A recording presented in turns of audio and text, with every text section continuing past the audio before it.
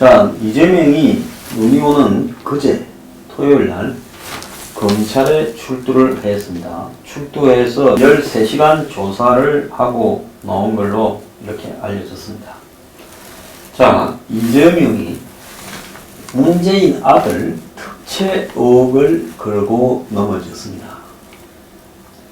자, 그런데 지금 민주당도 아닌 하태경 등이 이를 영민을 건드렸다라고 이야기를 했어요. 대통령 아들이 특혜가 있었다면 그 의혹을 거론할 수 있는 것이지, 대통령 아들의 의혹을 거론하면 그것이 영민이 되는 시대. 이것이 웃기는 거 아닙니까?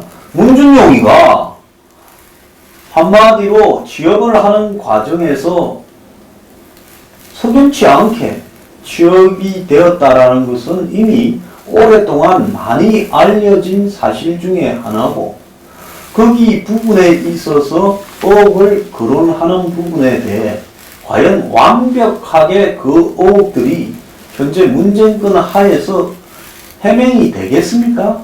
안 되지요. 결국 그 의혹들은 세월이 지나가서 또 다른 적폐청산을 한다거나 뭘 할 때 그때서 또 규명이 되어질 문제 아니겠습니까? 자, 그런 상황에서 지금 뭐 다 정권 앞으로 줄을 나란히 서서 겁을 먹고 있는 상황에서 누가 문준용의 문제가 있었다라고 하는 이야기를 하겠습니까? 다만 여러 가지 정황으로 봐서 그것이 특혜라고 주장하는 사람들도 지금 그런 말을 할 수도 있지요. 그런데 저는 이재명이 무슨 그간에 일으키고 있는 소동이나 이런 부분들을 비호하거나 감싸주고 싶은 마음은 조금도 없어요. 그렇지만은 문재인 아들의 특혜 의혹을 제기하는 부분이 이게 마치 잘못되었다고 친문들이, 문준용 의혹은 작년 대선 경선 과정에서 다 허위로 확인된 일이다. 경선 과정에서 누가 그걸 세게 물고 늘어져서 허위로 확인된 일이라고 결론을 내릴 수 있겠습니까? 그 부분은 그냥 그렇게 주장이 했을 뿐이고, 또 현재 이 정권의 위세가 겁이 나서 누구도 그걸 건드렸다가는 건드린 사람이 입증하는 일이 쉽지 않기 때문에 그걸 다 제기하기를 꺼려하는 것뿐이다. 저는 그렇게 생각을 합니다. 그런데 해경궁 김씨가 올린 수많은 글 중에 왜 문준용 씨 얘기를 끌고 나왔는지 모르겠다. 문준용을 언급하면 논란이 일 것이라는 것을 이 지사도 알았을 것이다. 그래서 친문대 반문 구도를 만들어서 지지층을 결집하려고 그랬던 것 같아 하고, 이 자당도 아닌 민주당도 아닌 바른미래당의 하태경은 아들 문제는 대통령의 영민을 건드린 것으로 이재명이 탈당할 준비가 끝났다라는 것이다 하면서 본인의 결별선언이다 이야기를 했습니다. 그래서 민주당 당원들 사이에서도 30명이 여의도 민주당사 앞에 가서 집회를 열고 이재명을 제명하라고 하고 매주 집회를 하겠다고 나서고 있습니다. 자, 그러면 이재명이가 뭐라 해서 이렇게 시끄러운가? 이재명이 출두 1시간 전에 트위터에 이렇게 페이스북에 글을 올렸습니다. 자, 자기나 자기 부인은 물론 변호인도 문준용이 특혜 채용 의혹은 허위라고 확신한다. 자, 이렇게 말을 하면서 이제 뒤에 말이 중요합니다. 자기 부인이 작성한 걸로 의심되는 트위터 글이 죄가 되지 않음을 입증하기 위해서는 문준용 채용 의혹이 허위임을 법적으로 확인해야 된다면서 자기 아내에게 가해지는 비정상적인 공격에는 특혜 채용 의혹을 다시 수면 위로 끌어올려 민주당을 분열시키는 그런 의도가 담겨 있다. 이렇게 말을 했습니다. 자, 쉽게 이야기하면 나나 내 마누라를 처벌을 하려 하면 그 전에 한마디로 해경궁 김씨의 처벌 문제가 가려지려면 그것이 사실인지 아닌지부터 가려야 될 것 아니냐. 그래서 해경궁 김씨의 트윗에서 문준영이 특혜 의혹이 제기가 되어서 그래서 그걸 가지고 처벌을 한다고 이렇게 불러 제끼려 하면 거기에 언급된 사실 내용에 대해서 그것이 허위사실 유포인지 아닌지를 가린 다음에 처벌을 하라라고 말을 하고 있는 겁니다. 자, 지난 대선 과정에서 사법당국이 증거가 조작이 되었다. 이렇게 결론을 내렸다.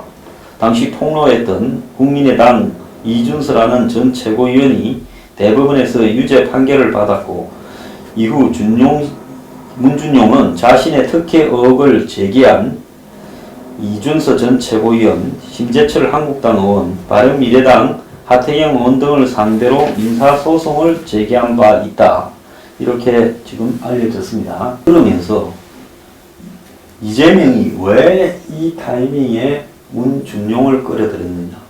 말로는 문준용의 특혜 채용 허위를 확신하지만은 법적으로 이것이 완전히 허위인지는 확인해야 된다. 자, 당시에 국민의당 전 최고위원들이 문준용의 무슨 유학생활 때 같이 학교를 다녔다는 사람 이야기를 하면서 한 것은 가짜였습니다. 그것이 가짜였다고 해서 문준용의 취업에 있어서의 의혹이 완전히 사라졌다고는 볼 수는 없지요. 자, 그것은 조작된 증거에 의해서 그렇게 마치 문준용이 여러 가지 제기되는 의혹들이 다 전부 가짜다. 그렇게 말할 수는 없는 겁니다. 그때 그 사람들이 이렇게 했던 가짜 증거들은 그것은 그야말로 문준용의 나머지 모든 의혹들을 면죄부를 주는 그런 형상이 되었지만은 그렇다고 해서 문준용 문제가 국민에게 깔끔하게 해결됐고 이제 거론하는 사람들은 그냥 안 둔다라는 식으로 가서는 안 되는 거죠. 그건 민주국가가 아니에요. 오바마만 하더라도 오바마의 이 출생지가 미국이 아니다라는 그 버스 의혹을 제기한 사람들이 얼마나 많았습니까? 현재 미국 현 대통령인 트럼프도 오바마의 출생 의혹을 앞장서서 제기했던 사람 중에 한 명입니다. 자, 미국의 대통령이 미국 출신이 아니다라면 그 대통령 출마 자격이 원천적으로 없어지는 중대한 대통령 자격에 관한 문제였지요. 근데 이런 문제를 제기하고도 오바마가 무슨 증거를 제시했고 하지만은 그래도 그 문제를 가지고 그런 의혹을 제기한 사람들을 처벌하거나 이런 일은 없었습니다. 민주주의는 그런 것이 민주주의라고 저는 생각을 하는 겁니다. 얼마 전에도 미셸 오바마가 오바마 출생 음모를 제기했던 트럼프를 용서하지 못한다고 강하게 비난을 했지요. 자, 이 트럼프는 과거 오바마가 하와이가 아닌 아프리카 케냐에서 태어났다며 미국 출생자가 아니어서 피선거권이 없다는 버스 이슈를 터뜨린 장본인이다. 그렇습니다. 그렇지만은 이런 부분들이 그야말로 그냥 논쟁으로 벌어질 뿐이지 그걸 가지고 누구를 이렇게 처벌하거나 그러지는 않습니다. 왜? 이런 것들이 공인에 대한 광범위한 문제 제기의 자유에 해당되는 부분이다라고 바라봅니다. 자, 한국의 대통령은 공인 중에서 가장 센 공인입니다. 그러면 그런 공인이 감수해야 될 명예훼손이나 또 각종 이 유언비어 유포에 대해서는 남들보다 훨씬 많은 허용이 되어야 의혹이 있어도 그걸 켤 수가 있지. 높을수록, 지위가 높을수록 의혹이나 유언비어를 또 이런 거 음해를 아예 원천적으로 못하고 그런 사람은 다 깜빵 보내버린다 하면 결국 권력이 고여서 썩을 수밖에 없지 않겠냐는 거죠. 의혹들은 여러 가지로 광범위하게 제기될 수 있고요. 그래서 그런 의혹들이 현직에 있을 때 일찌감치 제기되었더라면 불행해지는 전직 대통령이 없겠죠. 그렇지 않습니까? 한국의 전직 대통령들에게 제기된 의혹들, 거의 모든 대통령을 포함해서 하는 말입니다. 그 당시에 그런 것들이 활성화되는 일이 허용되었더라면 오늘날 전직 대통령들이 자살하고 깜빵에 가는 일이 있었을까? 저는 그렇게 생각해 봅니다. 아예 현직일 때 또는 대통령 선거에 나섰을 때 그런 폭로나 문제 제기하는 것들을 원천적으로 막고 협박을 했기 때문에 그런 것들이 감추어지고 언제 터져요? 이제는 정권이 바뀌고 나서 정치 보복을 해야 할 때나 터져버리는 양상이 되면서 불행하게 끝을 맺는 겁니다. 자, 이재명이 이런 문제를 제기하는 것은 문재인 지지율이 떨어지는 시점에서 아예 이참에 이양탄압을 받는 참에 공개적으로 비문을 선언해버리고 맞서자. 여태까지 권력에 도전했던 사람들 중에서 대통령이 나오는 것이지 권력에 빌붙어서 대통령이 나오는 것은 없지 않느냐, 이런 시각에서 이런 부분을 했을 거라고 보이는데요. 자, 민주당 권리당원이라는 사람 수십 명 뻔하지요. 문파 핵심들이겠죠. 인터넷이나 이런 데서 설치고 다니는 문파 핵심들이 민주당 앞에서 집회를 열고 이재명을 감싸면 우리도 적폐라며 이재명 제명을 이야기했고, 민주당은 26일 최고위원회에서 이 문제를 논의한다고 합니다. 국당에 지금 대변인 성명이 좀 무서워요. 자, 한국당은 민주당은 부도덕한 인물을 공천한 것에 1차적으로 책임이 있고 자기 적폐부터 청산해야 된다, 이렇게 말을 할 게 아니라 문준용이에 대한 의혹 논란을 이번에도 밝혀야 된다라는 말을 그 뒤에 첨부를 해야 된다라고 보는 겁니다. 이재명에 대한 비판에 더해서 그야말로 문준용 특혜 의혹도 이렇게 같이 밝혀야 된다, 이렇게 저는 이야기가 되어야 말이 맞다라고 봅니다. 자, 홍준표도 이재명의 문재인 아들 문준용 씨 특혜 채용 의혹 거론에 대해서 비판을 했어요. 페이스북에 이 지사가 문준용 특혜 채용 의혹을 끌고 들어가는 것을 보니 한편의 막장 드라마 보는 기분이다. 내분으로 문정권도 박근혜 정권처럼 무너질 수 있다라는 신호로도 보인다. 자, 그런데 문준용 특혜 의혹 채용이 일종의 이 자기를 도와준 사람도 같이 끌고 들어가는 물귀신 작전이다. 자기도 옛날에 이재명한테 그렇게 한번 당했다라는 얘기까지 들었습니다. 자, 한국당은 이 문제를요, 다시 이재명이 불씨를 짓는 입장에서 이 문제를 다시 저는 확산시켜야 된다라고 보고 있습니다. 왜 그런가 하면 과거에 문준용에 대해서 국민의당의 전 최고위원이라는 사람들이 제시한 것은 잘못됐다. 그건 잘못된 거에 맞다고 저도 생각합니다. 그렇지만 그게 잘못되고 조작이 됐다 해서 문준용의 지역 의혹이 완벽하게 해명이 되었다라고는 볼 수 없고, 그런 문제들을 당연히 제기하는 것이 적폐 청산을 하는 사람의 자신의 적폐는 없냐. 요즘 제일 크게 문제된 게 뭡니까? 공정성이지 않습니까? 자, 그 공정성은 대통령은 자기 아들에 대해서 정말로 공정하게 처리를 했느냐. 지금 공공기업이나 공기업의 한마디로 세습 채용이나 채용 비리 등을 얼마나 문제를 삼고 이것이 국회에서 국정조사하기로까지 지금 합의가 되어 있지 않습니까? 그래서 이런 철밥통끼리에 주고받는 한마디로 이 고용 세습이야말로 한국의 공정성을 가장 훼손하는 대표적인 사례들로 시대적 이슈가 되었습니다. 그럼 이런 시대적 이슈가 된 문제에 대해서 한국당은 당연히 이 고용 세습에 대한 국정조사를 앞두고 문준용 이슈를 다시 부각시켜서 이 문제에 대해서 끝을 한번 보려고 해야 되죠. 자, 대선 당시 민주당은 한국당의 의혹 제기를 선거법 위반, 즉 허위사실 공표 혐의로 고소했지만 남부지검은 지난해 11월 달에 그러니까 선거가 5월달 있었으니까 2017년 선거 끝나고 선거법 관련 위반은 6개월 이내에 처리를 하게 돼 있지 않습니까? 그래서 11월 달에 의원들이 제기한 중요한 부분이 객관적인 사실과 합치하거나 사실이라고 믿을 만한 상당한 근거가 있다라고 판단하며 무혐의 처분을 내렸습니다. 문준용이가 이 무혐의로 검찰에서 끝난 이 사건에 대해서 이후 심재철 의원을 상대로 손해배상을 청구하는 민사소송을 제기했죠. 그때는 심재철이 국회 부의장을 하고 있을 때입니다.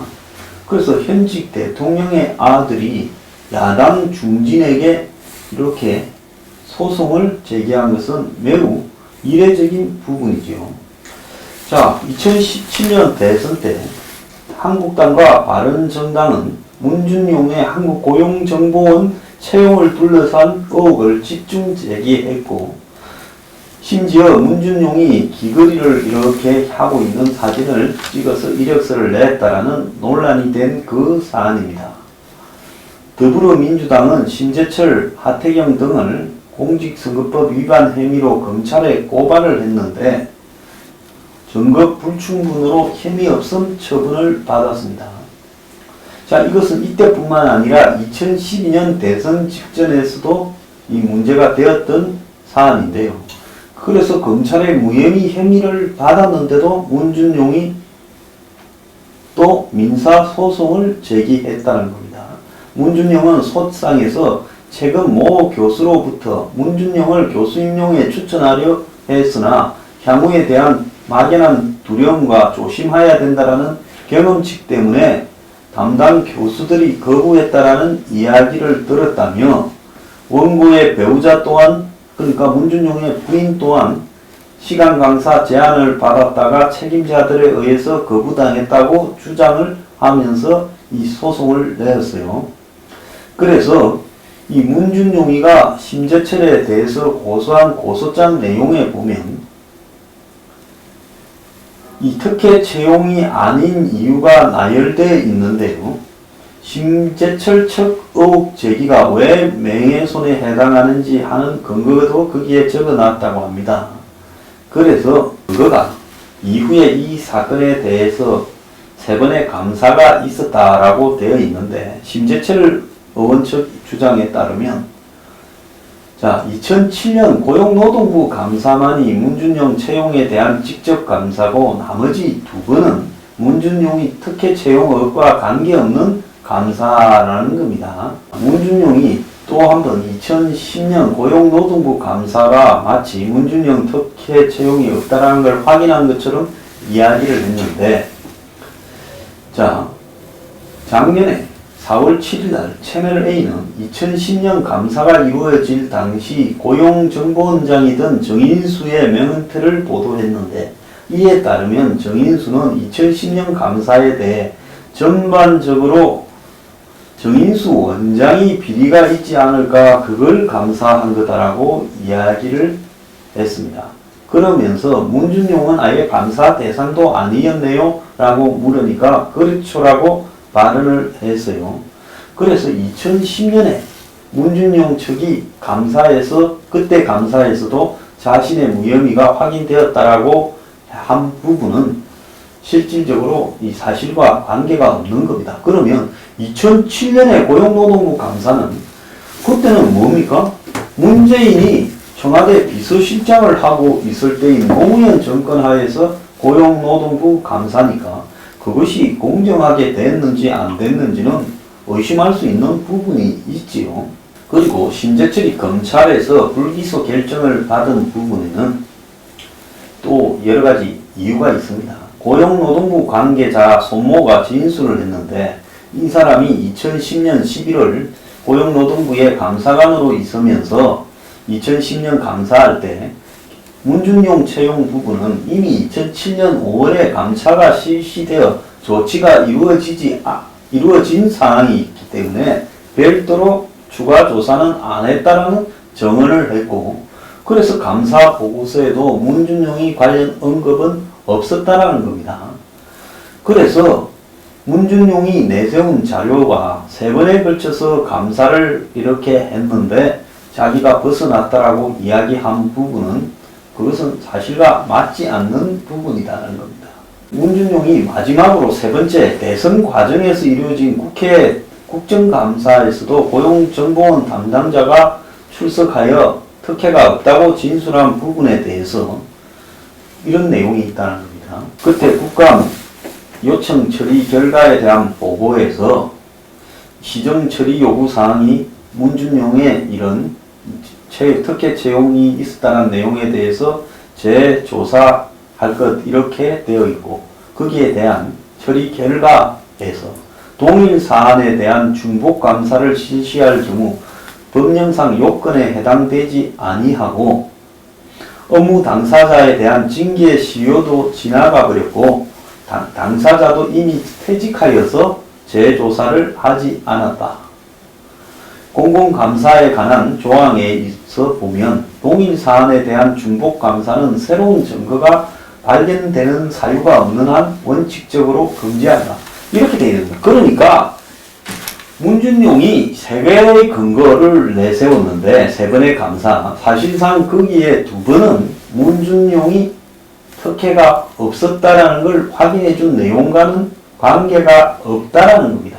문준용 측이 대선을 2달 앞둔 2012년, 그래서 그때 이 국감회의록을 보니까 당시 정철균 국회에 나와서 이 응답을 한 고용정보원 원장은 문준용 채용이 특혜 채용이 아니라고 명확하게 답변했냐라는 요지에 새누리당 이완영 의원의 질의에 대해 딱히 아니다라고 답변한 적은 없고 다만 절차적으로 문제가 있다고 감사에서 인정을 했다.